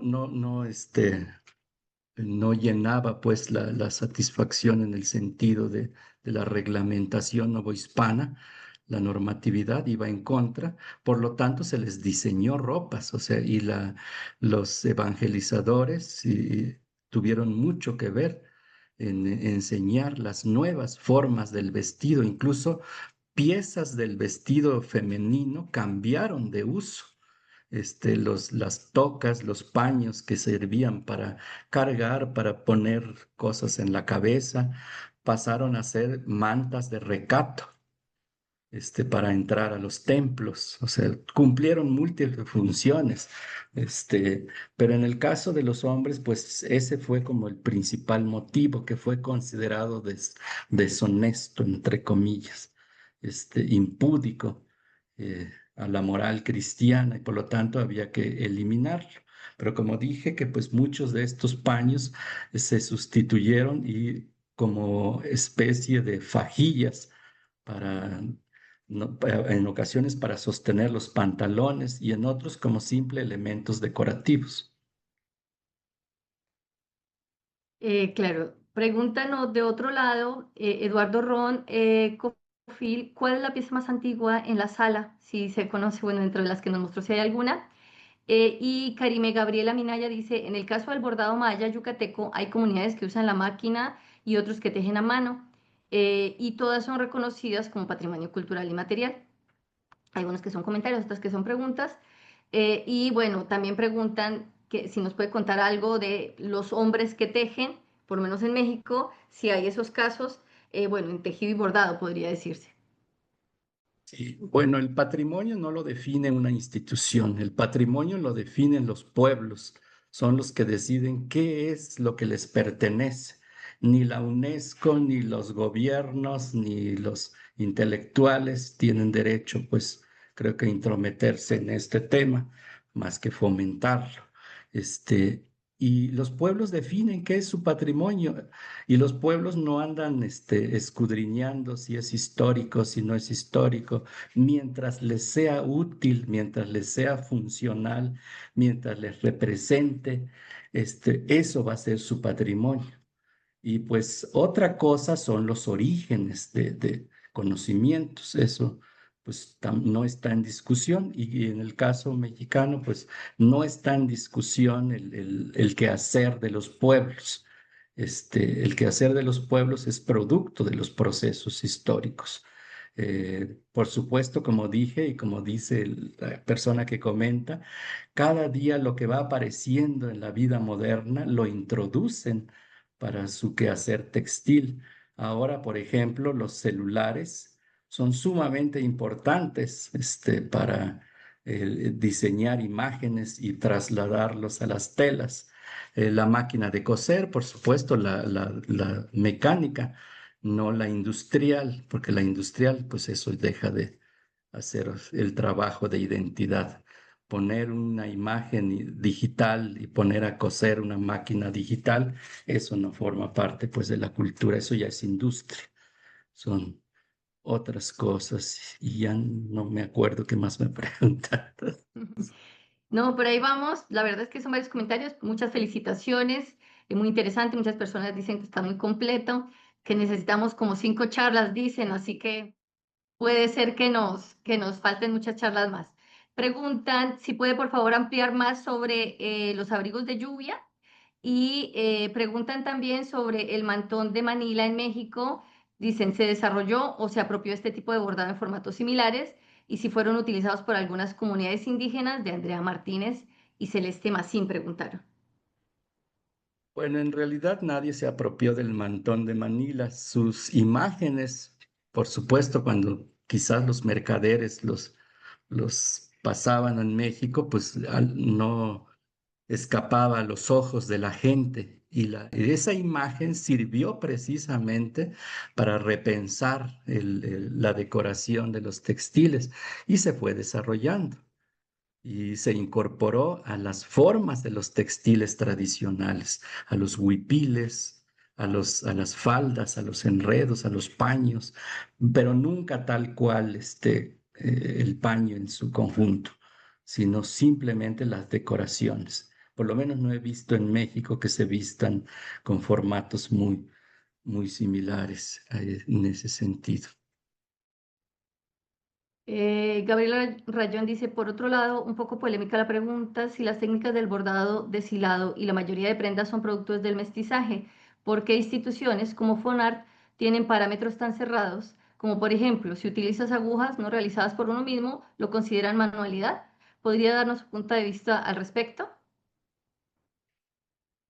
Bueno, hay muchos parámetros en cómo distinguir entre lo hecho a mano y con identidad, y lo hecho a mano, que no tiene identidad, en este caso lo que llaman manualidad.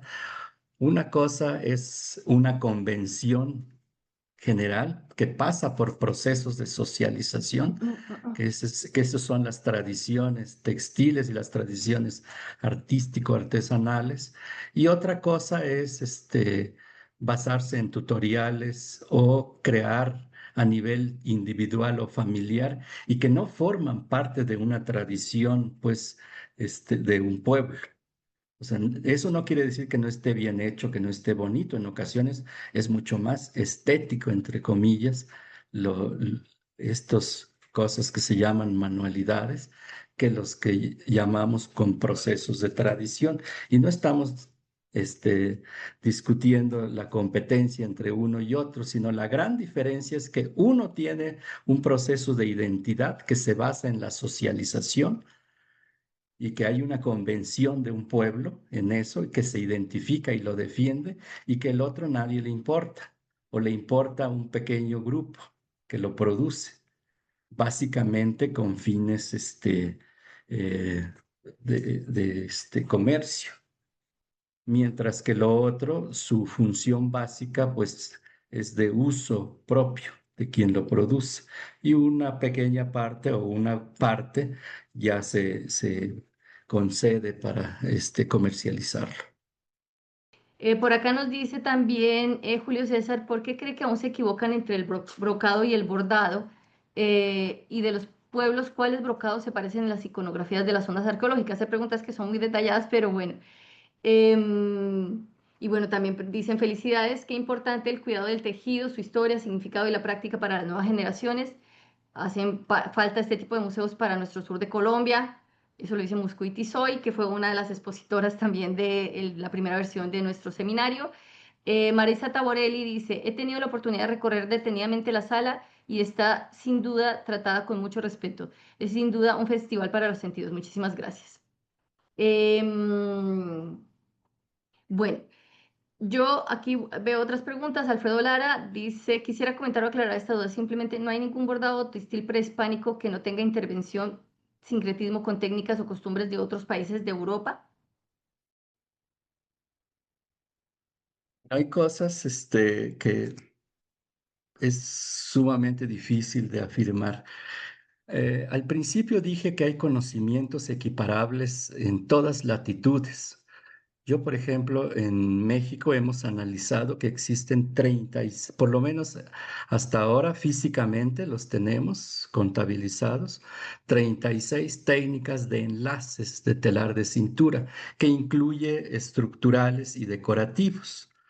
De esos 36, pues los hay en todas latitudes, los hay en Egipto, los hay en Perú, en todas partes los hay arqueológicos.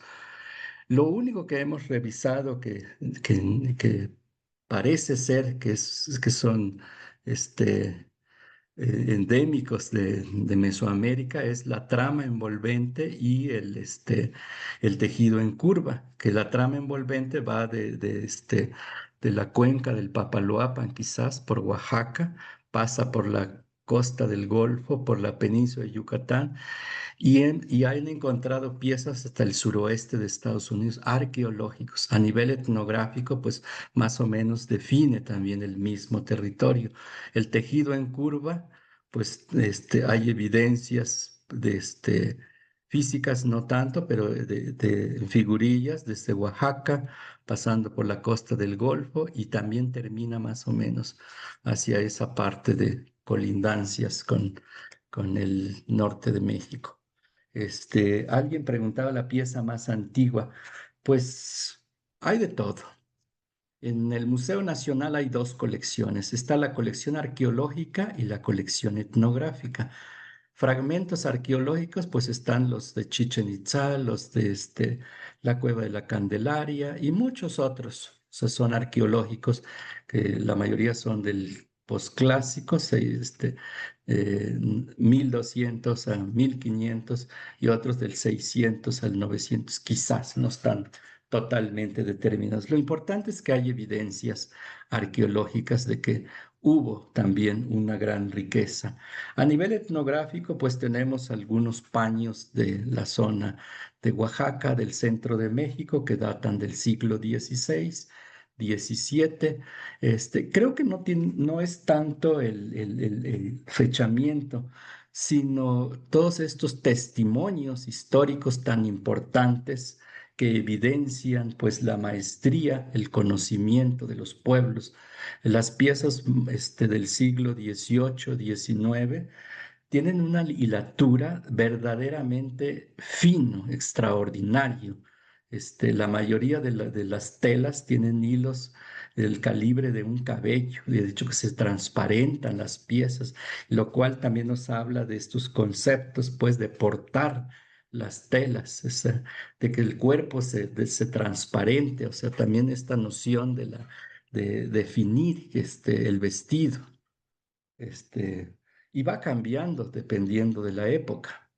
Y tenemos una época que a mí no me gusta para nada, por ejemplo, es cuando surgen todos los plásticos, setentas, ochentas y noventas, creo que lo más feo, entre comillas, diría yo, o sea, y lo digo yo precisamente, o sea, no es que esté feo, sino porque los materiales, pues no son los naturales, o sea, son todos estos plásticos, y es lo que se difundió y promovió en ese entonces.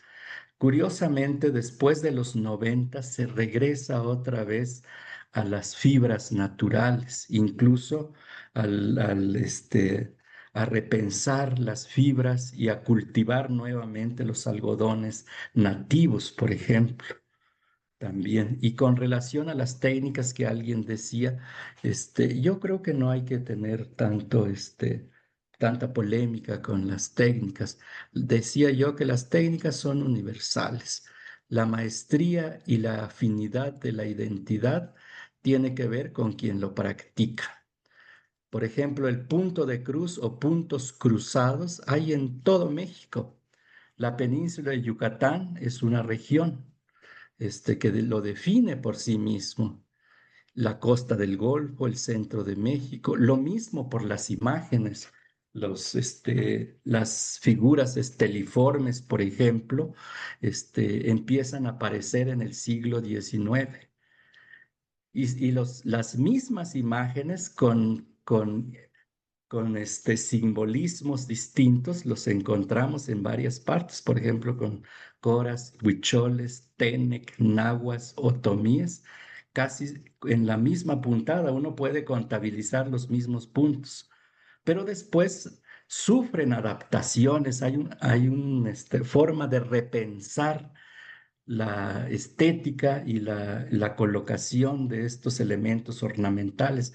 Van a cambiar el color, van a definir otros elementos, tanto externos como internos, y entonces ya vamos a poder distinguir una estrella Tenec de una estrella Huichol o de una estrella Otomí o de una Nahua. Y hay unos grandes intercambios e interacciones entre los pueblos. A veces es difícil definir si le pertenece a una cultura o dónde termina su frontera. Eso no es posible. Lo importante es ver cómo define pues su identidad cultural y territorial de cierta manera. Claro, porque esos purismos pues tal vez imponen la idea de una tradición como algo único, ¿no? Y dejan de lado precisamente esa producción intelectual indígena y las adaptaciones o de las mismas personas creadoras. Entonces, creo que eso es muy importante. Otra vez, el doctor Alejandro de Ávila dice, aplaudimos la decisión de incluir a los textiles afromexicanos en la sala del museo y queremos proponer que se incluyan también ejemplos de las comunidades que no se identifican a sí mismas como indígenas ni afromexicanas, como por ejemplo los costales de San Luis Potosí, Y por Tamaulipas y Nuevo supuesto. León, las Ujú. servilletas de gasa labrada de Sayula y Autlán en Jalisco y otros. Gracias, estimado Arturo. Bueno, a ver si veo aquí otra pregunta. Pues muchas personas quieren, yo creo que venir a México a ver la sala y a conocer más. Aquí colgaron también las redes eh, del maestro para que conozcan también todo los otros trabajos que hace. Em, dice. ¿Hay alguna manera de poder innovar o trabajar lo tradicional desde un diseño desde el diseño, de forma respetuosa? Ya que veo que no hay preguntas por el momento, dicen que vayan dejando aquí las preguntas. Y antes de terminar, me gustaría comentar una cosa que me parece muy importante y muy necesaria para todas las personas que están participando en el seminario. Mencionaba en la charla que no hay continuidad y que en los estudios sobre los textiles y que debe haber una necesaria integración como grupo interdisciplinario. Pues nos interesa precisamente con el interés que tenemos desde la red de estudios sobre resistencias indígenas y desde el proyecto que tenemos con el COLSAN de este seminario. A mí me interesaría saber, digamos, un poco más de por qué es tan importante o necesaria eso, que lo ha mencionado, pero se puede profundizar. Y de alguna manera me gustaría que nos comentara considera que es el papel de México dentro de Abya Yala en ese proceso. Bueno, en principio quiero agradecer que me hayan invitado y también pido disculpas si alguno se haya ofendido. Como dije, yo tengo una afinidad indígena también, soy de los pocos curadores e investigadores indígenas en el INA y en este museo de antropología. Y he defendido pues muchas cosas. En principio, pues como decía, que los estudios antropológicos se aborden con respeto y no en este sentido de desigualdad y de discriminación conceptual. Por otra parte, México tenemos una gran riqueza de pueblos y muchas lenguas vivas que tan es así que pues las hablamos. Yo hablo una de ellas y otras las entiendo. El náhuatl es mi idioma, mi primer idioma. Y bueno, me enseñó muchas cosas, conceptos que no entendía en español y que no hay una correlación en español. Eso me permitió, pues, a veces estar dando explicaciones hasta que después entendí que eran formas, pues, de entender y teorías también propias de reflexión de nuestras propias culturas.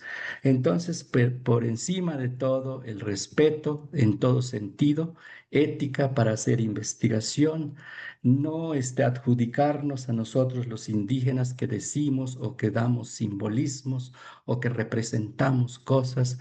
Este, Hay que escribir las cosas también con respeto. Si no existe una convención, no es homogéneo, pues no es relativamente homogéneo las cosas, no hay que generalizarlas. Que a veces los nahuas piensan que el árbol de la vida o que tal cosa, pues creo que no todos pensamos, o sea, bueno, es como depende cómo escribimos las cosas. Y por el otro, pues todos estos elementos que hemos recibido en los procesos históricos, los pueblos indígenas en el siglo XXI, no, no somos remanentes del pasado, sino de una actualidad constante y tan dinámica, que tan es así que muchos de nosotros pasamos por la universidad y estudiamos muchas otras cosas. Hicimos antropología, hacemos historia y y pues que pues somos iguales que cualquier grupo humano, cualquier ser humano. Y por otra cosa, también dejar los localismos, los nativismos. Como decía, las técnicas textiles son universales. No sé cómo, no sé, no tengo la capacidad para averiguar quién lo hizo primero. Solo las evidencias arqueológicas muestran en algunos lugares surgió antes, por ejemplo, el punto de cruz entre los egipcios, y quizás esté equivocado, a lo mejor aparezca por otro lado. Lo único que estoy diciendo es que no andemos buscando los orígenes, veamos precisamente la riqueza que existe y cómo hacemos uso de estas técnicas. Sabemos que las puntadas de bordado no son nuestras, pero magistralmente las efectuamos y hacemos uso para representar y construir nuestra identidad. Entonces creo que esa es la parte mucho más importante, destacar eso. Y es precisamente la hermandad, esto que llaman Abiyalá o Abiyala, no lo puedo pronunciar bien. En nuestras culturas existen igual otros conceptos que hacen que sean universales, que no sean cerrados, que sean abarcativos, que no hacemos las cosas nada más para nosotros, sino para todos, y que la construcción del conocimiento es precisamente universal. Entonces, compartimos tantas cosas. Yo miro, por ejemplo, los textiles etnográficos del norte de México que están tejidos en estos labrados flotantes, que se parecen mucho a los arqueológicos andinos. Son tan idénticos en técnica y en imagen de la representación. Quizás en algún lugar significaba una cosa, aquí tiene otros simbolismos, pero la imagen es la misma. Las gasas de Chancay, los veo en nuestras gasas mexicanas, tan complejas, tan variadas, y los arqueológicos, los textiles arqueológicos del cenote de Chichen Itzá, pues los miramos vivos en muchas otros pueblos, quizás no en Yucatán, pero sí en otras partes de México. Y eso habla de esa gran riqueza, de ese gran respeto, pues, de ese cuidado y de esa continuidad del conocimiento que no se ha perdido, pero que tampoco es una cosa del pasado, sino es un tema del presente que ha perpetuado y se sigue construyendo y seguirá construyéndose. Alguien preguntaba que por qué bordan los hombres, pues porque estamos en el siglo XXI. El concepto de género, el concepto ideológico ha cambiado. La era digital, pues, nos volvió a todos, con tanta información que no sabemos qué hacer con él y solo procesamos una mínima parte de ello. Los textiles mexicanos, pues creo que es un ejemplo de ese legado histórico actualizado en las manos, en las mentes, en el conocimiento de quienes las hacen. En efecto, y porque tal vez también sea uno de los países, sino el país que más se ha dedicado institucionalmente a protegerlo. Tal vez de allí esa, digamos, esa información tan vasta que hay acá, vemos en otros países que no la tenemos.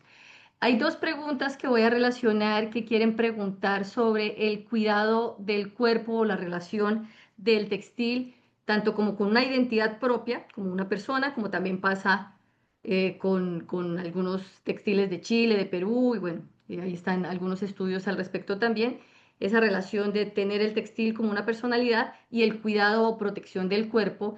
Y preguntan, bueno, que cuando cambió a los plásticos, si eso tiene lo mismo o no. Esa pregunta, para ir cerrando, la voy a relacionar con una mía, para aprovechar, es ¿qué consideración tiene, maestro, sobre cómo afecta el cambio climático a la producción intelectual, artística textil de las personas indígenas?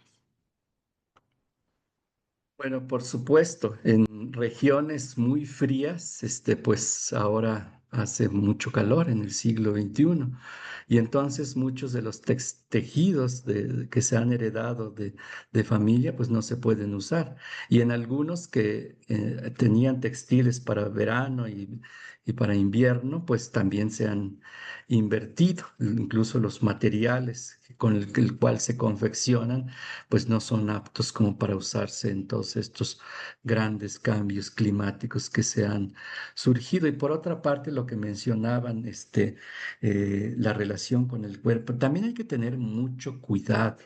En antropología, por ejemplo, tenemos todas estas teorías animistas, perspectivistas y mil cosas. Lo único que yo dejo claro es que creo que casi todas las culturas pensamos que ciertos objetos que están relacionados muy directamente con nuestra vida no son material, no se cierran a lo material, sino tienen cierta afinidad con las personas y que hacen que tengan cierta vida, eh, no, cierta agencia con las personas. Y entonces dejan de ser simples objetos y va con todos estos grandes cambios tecnológicos. En mi pueblo recuerdo que todavía cuando estuve pequeño alcancé a ver a las mujeres con sus faldas y sus quexquémeles, sus capitas, todas hiladas a mano, teñidas con tintes naturales. Y después, eso pasó a usarse solo por la gente pobre, porque no tenía dinero para accesar a lo que la industria ofrecía. Entonces, las terlencas, todos los plásticos, telas plásticas que surgió era para la gente rica y la gente pobre seguía teniendo sus textiles tradicionales. Cambió el proceso ideológico hacia los 90. Veíamos que casi se extinguen los tejidos tradicionales, el telar de cintura se abandonó, pero en los rituales de parentesco y en los rituales religiosos, las fibras naturales nunca dejaron de usarse. El dios no podía vestirse con cosas industriales y entonces solo se tejían para cosas especiales y volvió a cambiar el uso ideológico de los textiles. Entonces, todo lo hecho a mano, y creo que este es un proceso que en México y en otras partes se fue desarrollando. Todo lo hecho a mano le dio un giro. Entonces, tuvo un valor cultural y económico, pues mucho más amplio en ese sentido. Ahora, adquirir cosas de tejidos naturales, pues es sumamente caro, costoso en muchos sentidos, no solo en el sentido monetario. Y entonces, en las fiestas y en las ceremonias religiosas, obsequiar una cosa de estos, intercambiar, tiene mucho más valor que los metales preciosos. Entonces, los algodones tejidos, y esto no concuerda con el pensamiento de la economía capitalista. Uno trae una servilleta de la Huasteca y pues aquí en la Ciudad de México dirían que es una basura, porque no tiene decoración, porque está liso. Ellos no van a mirar que está hilado finamente a mano. A lo mejor muy pocas personas lo van a reconocer. No, pues ese es un trapo cualquiera como para limpiar. Sin embargo, allá tiene un valor distinto. O sea, no necesariamente tiene que tener decoraciones o ciertas formas. Algunos tapices para los dioses, incluso se prohibió que cualquier persona lo tejiera y solo tenían derecho a tejerlo las esposas de los dignatarios, religiosos. Y también así perdimos mucho patrimonio porque no se podía enseñar y perdimos instituciones de la cultura tradicional. En mi pueblo, por ejemplo, hay una institución nativo que se llama Xochicali, que es un templo indígena de las artes, de la ideología, de la religión. Por ejemplo, no puede enseñarse música en cualquier otro lugar porque los dioses se convocan. ¿Y cómo los vas a estar llamando y no les das nada ni los inciensas? Entonces, la música ritual se enseña en el templo tradicional, en la casa de cultura tradicional, en el Xochicali. Y los tejidos religiosos también se enseñaban ahí. Ahí perdimos, por ejemplo, todos los tapices con hilos emplumados. La última mujer murió hace unos 5 años y con eso perdimos todo un patrimonio histórico, cultural. O sea, no todo es porque se prohíbe, no todo es porque se deja, sino porque tienen relaciones culturales. Entonces, también las políticas públicas culturales deben mirar desde otros enfoques pedagógicos, no solo desde propiamente desde las oficinas de las políticas culturales, porque hay cosas, como vuelvo a decir, tienen sus propias pedagogías. Maravillosa y muy completa respuesta. La verdad es que sí nos hace falta otra charla, pero voy a tomarme unos minutitos más, unos 5 minutitos, para preguntar aquí una cosa que tiene relación con esto de las personas que ya ancestralizaron y cuyo conocimiento ya no tendremos. Nos pregunta nuestra colega Marta Morales con respecto a qué opina de las juventudes, ya que ha recorrido muchos lugares y zonas del país, y si ve inquietudes en los jóvenes por seguir aprendiendo estas técnicas, o cómo ve, si hay tantas transformaciones, voy a sumarle la pregunta, para qué afectan la identidad y el conocimiento indígena en el textil. ¿Qué papel están jugando las personas jóvenes en esta reproducción de sus saberes o transformación o cambios?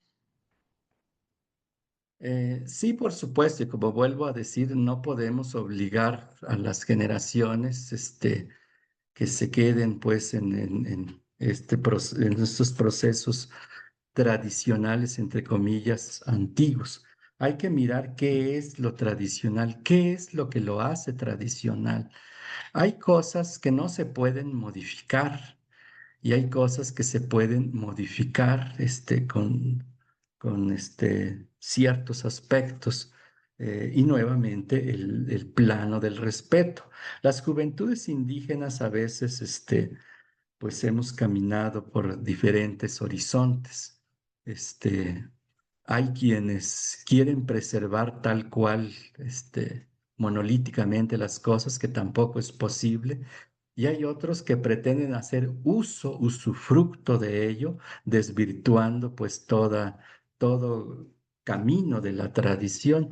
Entonces yo solo invito a una cosa, que lo tradicional tiene una cosa que llamamos sustrato matricial, algo que no se puede mover, y que lo demás se debe de conducir pues bajo ese mismo sistema. Por ejemplo, un agua de limón.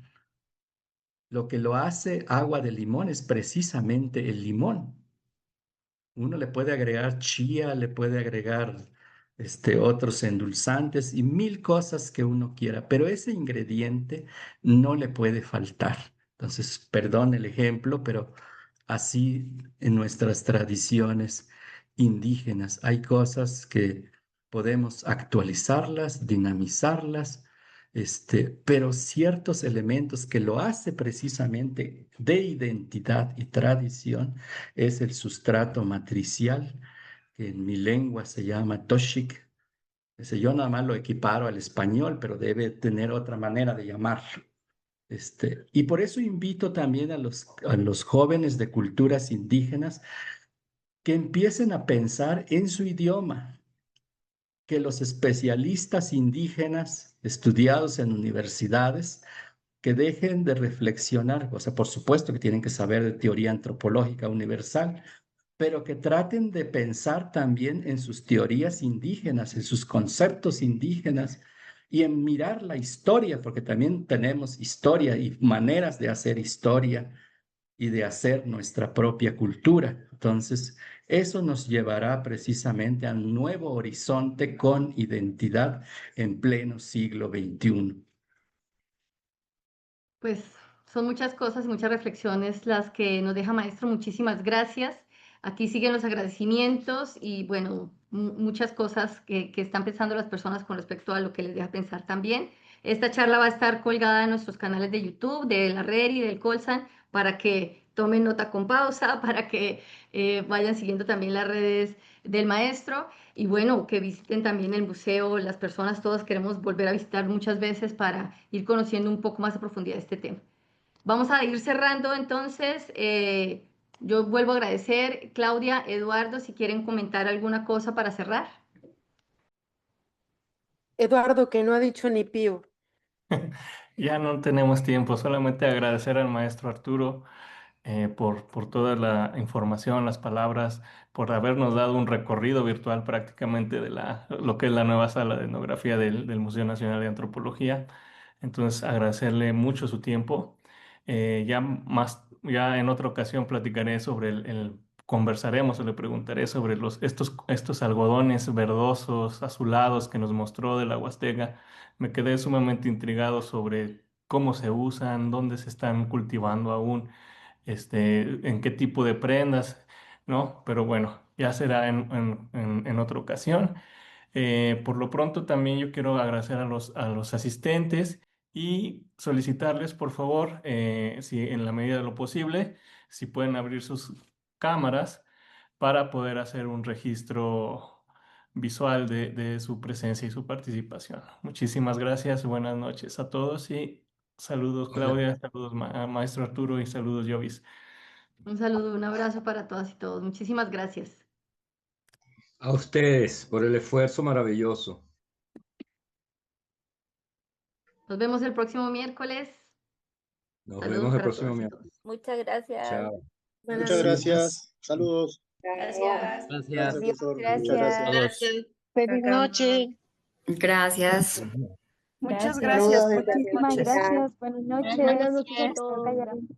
Gracias, súper bonito todo, de verdad. Feliz noche. Gracias a cada uno. Feliz noche.